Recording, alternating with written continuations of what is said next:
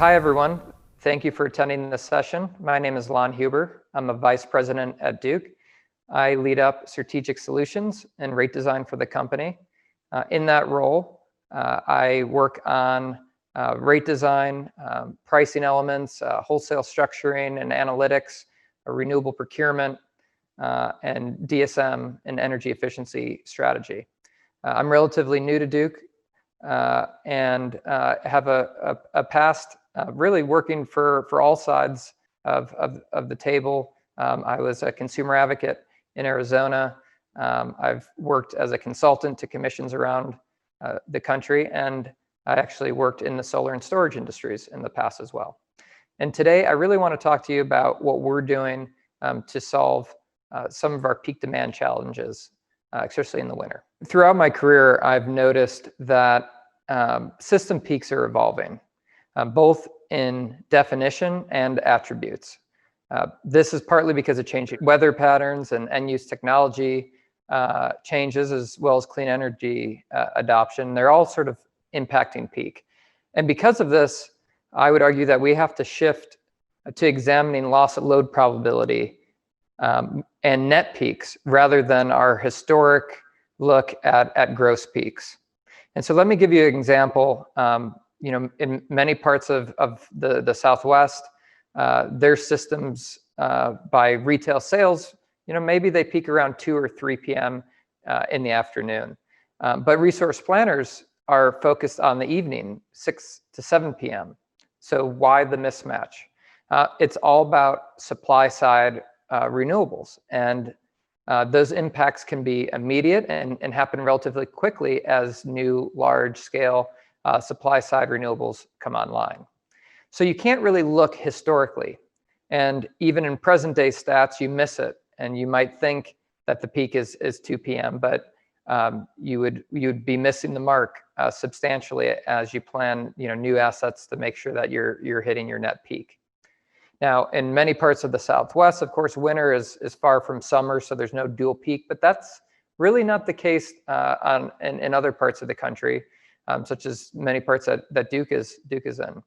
And winter is a harder animal to tackle.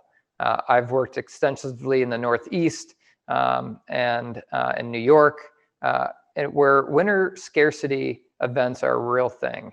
And that's, again, partly due to fuel switching, partly renewables, and climate change, of course. Extreme weather events are hard to predict. And you can have years without winter maybe being the peak, and then all of a sudden you get an Arctic jet stream oscillation, and then you've got several very, very cold and not so sunny days, right? So you have to make sure that you have resources to meet those days. And every resource, whether it's fossil or renewable, acts differently in those extreme situations. So you really have to dive in and say, hey, what are we solving for? And what exactly is the peak? And how can we ensure that we have reliability during those key times of the year? So how can we find a solution to this? I think it's in analytics. It's knowing that we have goals that we have to reach. Duke Energy is committed to 100% clean energy goals.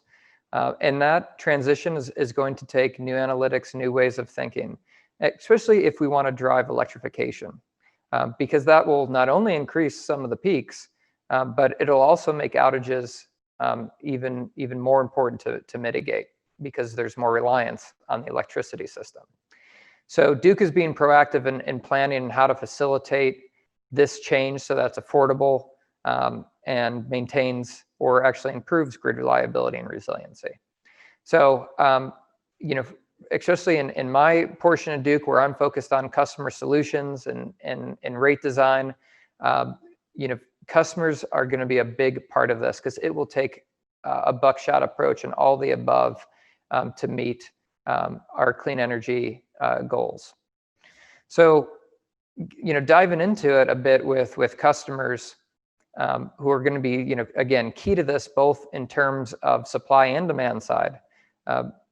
The key is really that unlocking different customer segments, understanding what is driving peaks, what's motivating them, where customers are adopting certain technology, the impacts of that to the local grid, to the bulk grid. And then if you need to reach customers, how do you do that? What are the best engagement strategies? What are ways to really pinpoint programs so that you're getting maximum impact, right? So one of my first projects, as I assumed my role in Duke, which was not even a year ago, was to really try to understand our customers more.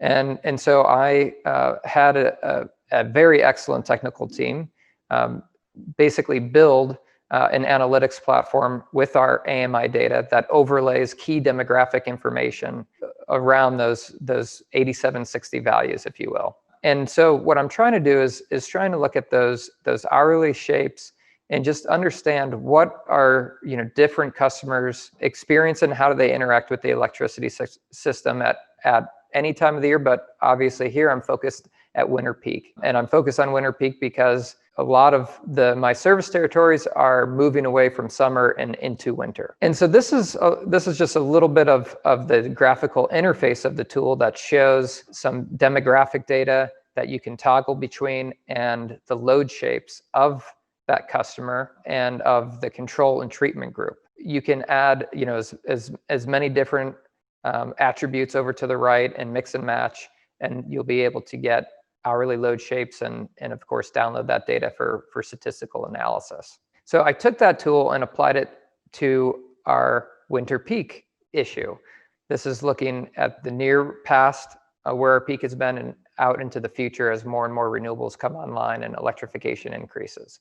So really wanted to tackle this issue. I also hired some consultants that are experts in winter peak modeling and solution and program development. So more on that later. But essentially we use that AMI data to understand what's driving winter peak. That's sort of the first high level layer of what customer class is driving winter peak. And it turns out that it's residential, as you can see from this graph, right? So residential is driving it, so let's dive in a layer deeper. What does that residential load shape look like? Looks roughly like this. And what can be contributing? Are there different customer segments that are contributing to that peak? And I wanted to start peeling layers of that off. So I first started with income. Hey, is there a big difference with income? And actually, there isn't that big of an impact with income. We often hear that low-income customers are low use, but that certainly is not the case. There are some low-income, low use, but there's a lot of high-income, low-use customers as well. So again, peeling that onion, what does that really look like? Where are the differences between the average customer and a low, moderate income customer? And really, they're very similar. If one is right around 1,007 median kWh versus 1,044 for non-LMI. So pretty close, and you can see in this chart that there is about a 0.5% difference in that lower quadrant, but LMI customers actually use more in those mid columns. And so let's understand, why is that the case? What's going on there from the data? These are all early results, right? So this tool is sort of hot off the press, but I still think it can at least give us some directionality before we tighten up everything. But first I wanted to look at, is it something to do with housing at all? And so it looked like a single family home, whether is owned or rented, was slightly higher than the average customer. And this is 30K below customer and 60K below. So you can see how that stacks up. And then I went to home ownership. Does that change things at all? And then I upped it to a full household. So, 2 adults and kids. And you can see that now you're really starting to get more differentiation. And then it's like, what type of housing are they in and what is the age of it? And then when you screen by age of the household, you actually start to see a lot of variation. And you're finding that homes that 2000 and the present are pretty energy efficient. And then there's this big gap between 1975 and 1999 that are pretty inefficient, I should say, and it sort of goes from there. So that was very interesting. And then take it one layer even deeper, and it's, well, what type of property? So you can start to overlay years and type of property, and you can see For instance, mobile homes have by a very large impact on winter peak, right? And that's followed by single family and others. So basically what this is telling a story, for if say you wanted to create a weatherization program, a demand response program for customers, is that, older homes, single family homes, mobile homes are a great place to start to target to get some peak demand reductions and target an incentive towards, right? So it's really starting to break down what's driving it and what to target. So once you have that average load profile, then the question is, well, what is actually going on underneath that average 8760 profile? And that's where AMI disaggregation comes in. And so from this, you can see that we're starting to break down what that residential customer uses that you've seen in those charts.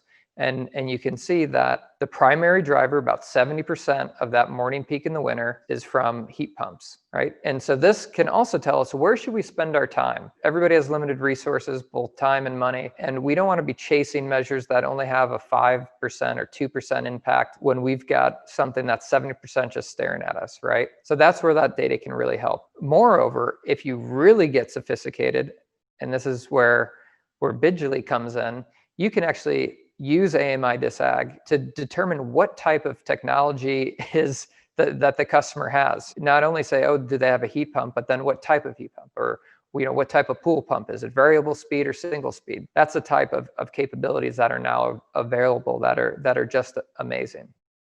And so we're using all that and creating a holistic approach to tackling winter peak. We're looking at technologies that customers like or that they're already adapting. We're looking at interactions between those technologies and rate design. We're thinking about what are quick start opportunities that we can leverage right away versus maybe longer term programs that's going to take a while to build up. And we have an eye out for emerging opportunities, or in the case of EVs, potentially, it could be measures that actually drive up peak demand. So, playing a little offense and defense at the same time.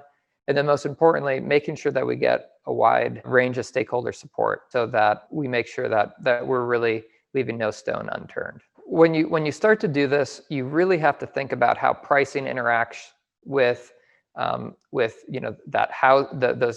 different profiles I mentioned and different technology.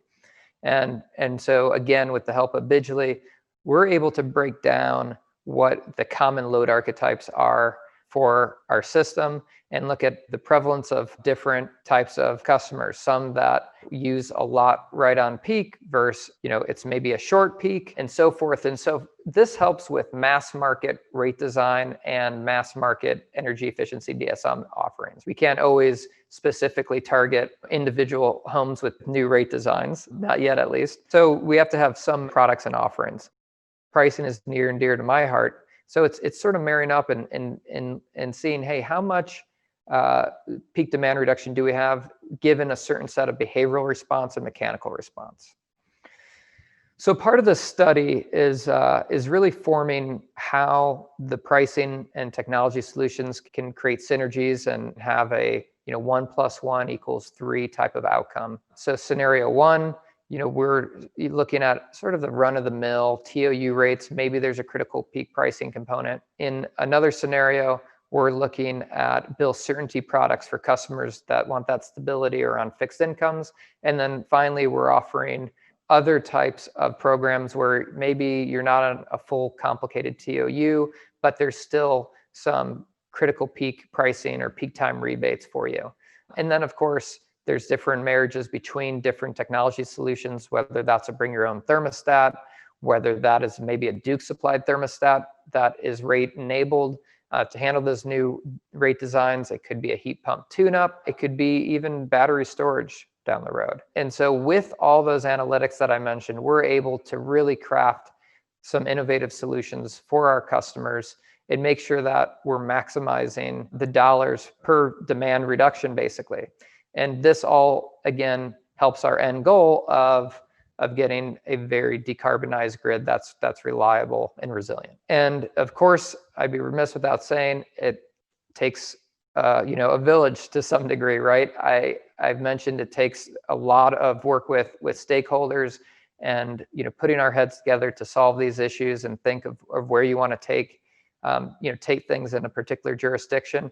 And it also takes experts in the field, and these are some of the consultants that I used on this project. And the work stream is still forthcoming with reports. So this is, again, very much hot off the press. But I thought I would share it with all of you and take questions. So with that, again, I want to thank you for your time and looking forward to a discussion. Thank you, Lon.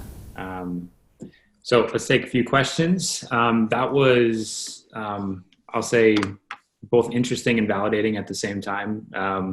Been kind of looking for a little bit more detail, if you will, on things like LMI customers and their impact on peak.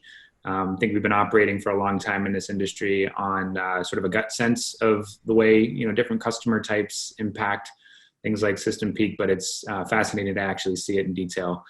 I have a couple questions for you. Number one, Jeff Wall with our team is curious about the fact that a lot of utilities will have folks like yourself, teams that are kind of digging into this level of detail, but it isn't always clear exactly how that fits into driving solutions forward. And you sort of teased some of those areas that this research will influence in terms of program design, but curious about your charter, your team's charter, how you fit into the overall portfolio and program design, and how you ensure that a lot of these findings do in fact influence how customer-facing programs are changed over time. Yeah, well, it's a good question. There's a whole evolution of product development when you think about it, right? And I'm more at the early stage of things. And so for one of the measures I just mentioned, bring your own thermostat, for instance, that's something we're like, hey, this is a no regrets play for the winter.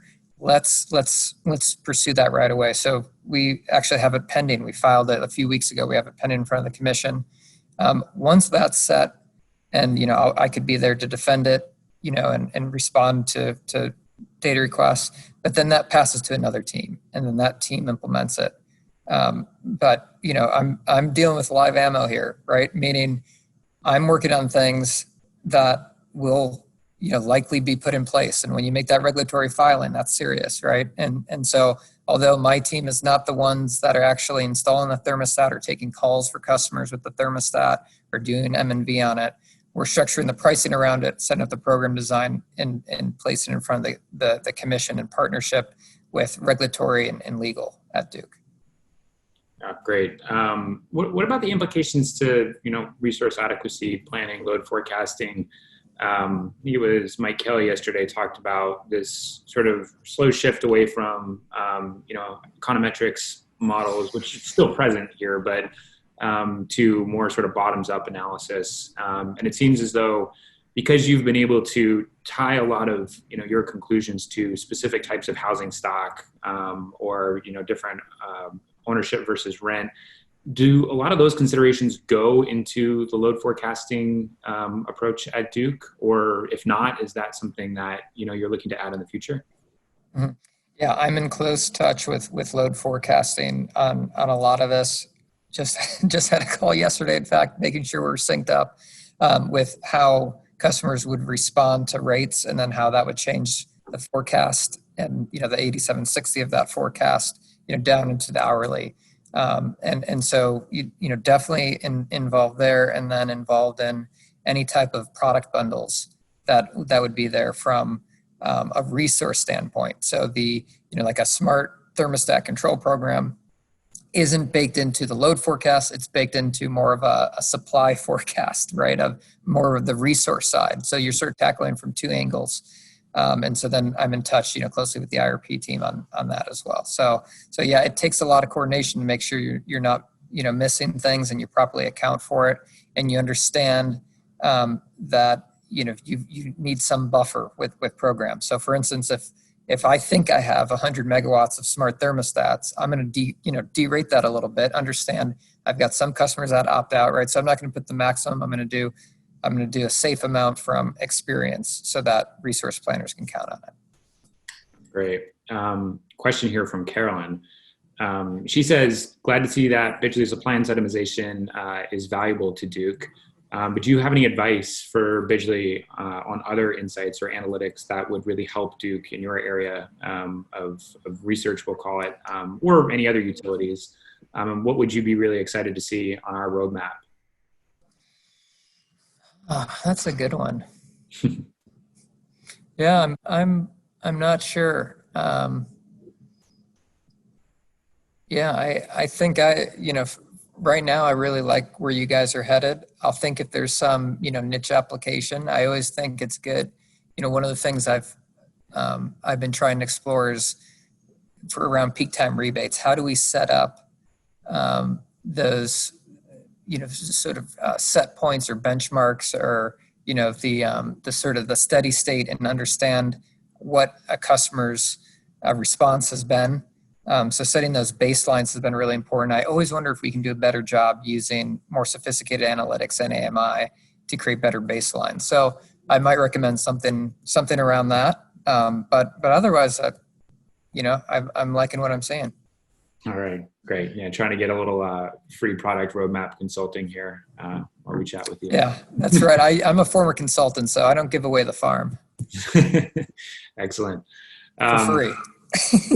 Right. Well, there's always a price. Well, excellent. I don't want to take too much more of your time. We've ended up just a few minutes behind on the schedule here. But again, just want to thank you for presenting some data. I think it's really useful to put some numbers to a lot of, again, like the intuitive gut sense things that we think exist, but to actually see it in practical terms is really helpful. So appreciate you sharing that with us, and thank you for spending the time both before and today. Great. Appreciate the opportunity. Take care, everyone. Thank you. Take it on.